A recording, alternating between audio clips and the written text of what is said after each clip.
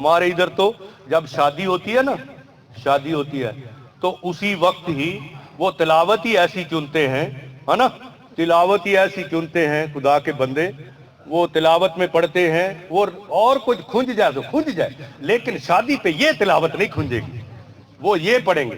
ہاں کون سی والی آپ جانتے ہیں؟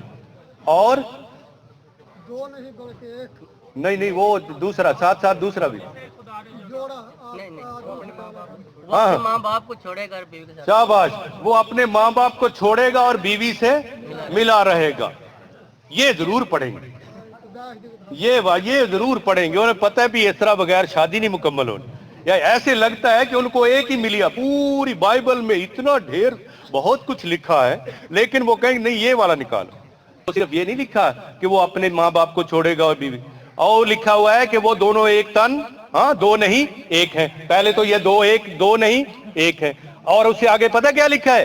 اب یہ میری ہڈیوں میں سے ہڈی اور میرے گوشت میں سے گوشت ہے۔ جس کو اس کی سمجھ نہیں آئی اس کو پہلے کی سمجھ نہیں آئی۔ میں آج پوری بات بتاتا ہوں، پورے راز کی بات، یہ نہیں صرف کہ ماں باپ کو چھوڑے اور بیوی سے ملا رہے، ایڈا سوکھا سبق دین لی، ایڈا وڈا چیپٹر نہیں لکھیا، اور یہ نہیں کیا کہ صرف اور صرف یہ کرے کہ میں نے ماں باپ کو چھڑوانے کے لیے شادی بنائی ہے، نو، یہ نہیں کیا۔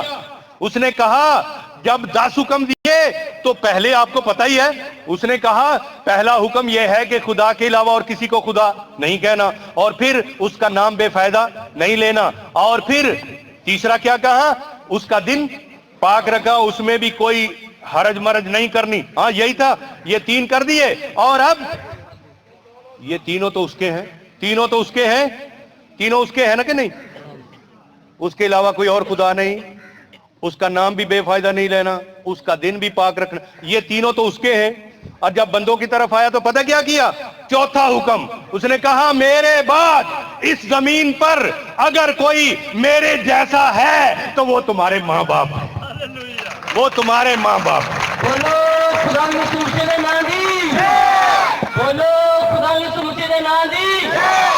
یہ چوتھا اس لیے ہوا چوتھا، پہلے تینوں ایک ہی ہے، کیونکہ وہ میرے بارے میں، میرے بغیر کوئی خدا نہیں، میرا نام بے فائدہ نہیں لینا، اور میرا دن پاک، یعنی یہ میرے متعلقہ ہیں، لیکن تمہارے متعلقہ میرے بعد اگر کسی کا تذکرہ ہے تو کون ہے؟ ماں باپ، وہ ماں باپ۔ اس لیے تم نے میرے بعد جس کو دیکھنا ہے وہ کہاں ہے؟ ماں باپ۔ اور میں کیسے کہوں کہ اب وہ ماں باپ کو چھوڑ دے اور بیوی سے ملا رہے؟ نہیں، اس نے پتہ کیا کہا؟ ابھی اب اگر بے ہوش میں ہو، اگر تھوڑے ذہن بدل ہوئے تو تھوڑا غور سے ذرا توجہ کیجئے، اب میں سمجھانے جا رہا ہوں۔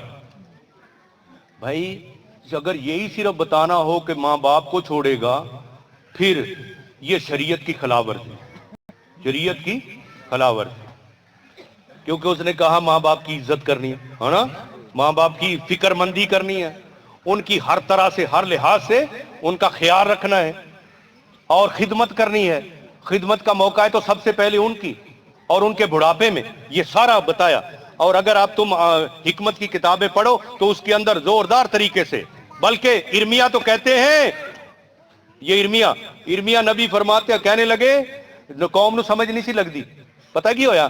قوم نو سمجھ نہ لگے، او دے کلام دی سمجھ نہ لگے، اور خدا نے آکھیا جا ایک ٹبر ہے باہر یروشلم تو رہندا، ہاں تمبوਆਂ ਚ رہندا، ایویں پخی واسانگو رہندا ہے، انہاں دا نام رکابیاں دے ٹبر کول جا کے انہاں نو لے کے آ، جا انہاں تو گل کر، انہاں نو پوچھ، انہاں نو جا کے سوال کری جڑی قوم تو کرنا ہے، سوال ایک ہی کرنا ہے، سوال کری، آکھی او رکابیو اے دسو تسی شراب کیوں نہیں پیندے جدو کہ سارے یروشلم والے پیندے نے؟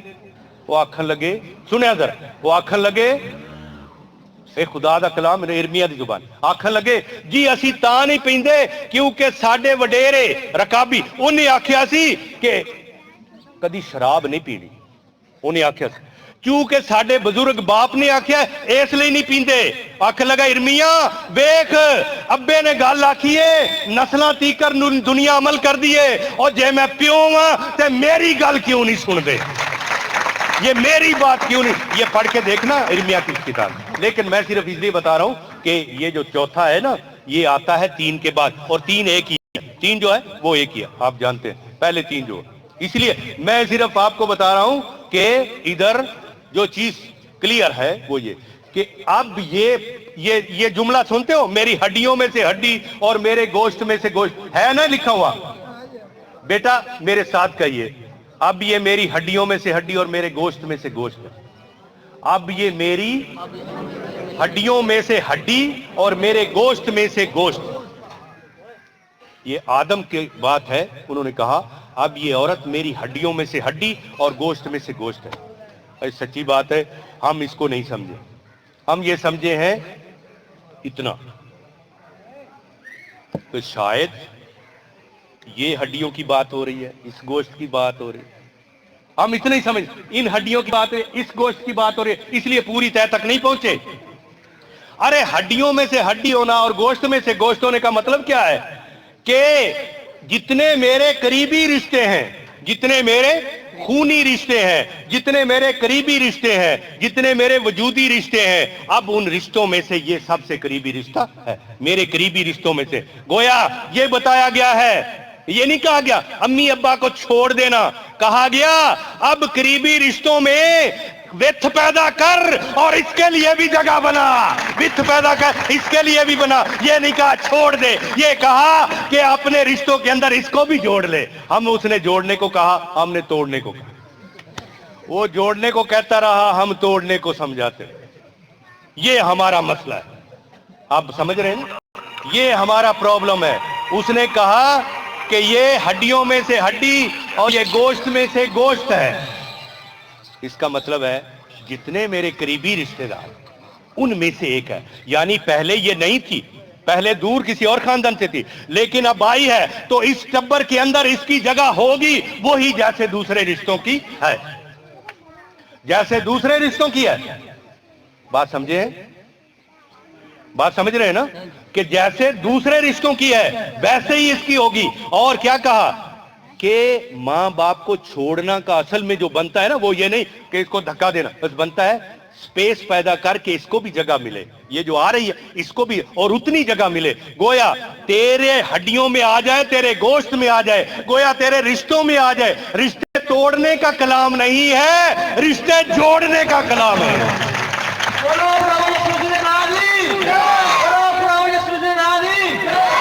آج ایک معجزہ آپ کو بتاتا ہوں.